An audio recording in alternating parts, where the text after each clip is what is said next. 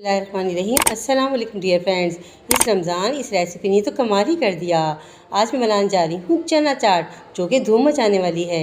इस चना चाट के लिए चने मैंने पहले से ले लिए हैं। 2 अदद हरी मिर्ची कट करके डाल दी हैं और 2 अदद प्याज इसमें कट करके डाल देंगे।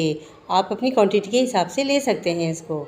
ये देखिए हमारी प्याज इसमें चली गई है और 2 हरी मिर्ची भी चली गई हैं। ये इमली का खट्टा मीठा पानी हमने इसमें डाल दिया है। प्लीज़ कोई हिस्सा स्किप मत कीजिएगा, वरना चना चाट ऐसे नहीं बनेगी जैसे मैंने बनाई है। ये देखिए हमारी चना चाट रेडी हो रही है। इसके बाद हम इसमें एक आलू कट करके डाल देंगे जो हमने बॉयल करके रख लिया था। ये देखिए बॉयल कर लिया। अब हम इसमें छोटे छोटे पीस करके इसके डाल देंगे और ये देखिए हमारी भोली भारी चना चाट तैयार हो रही है।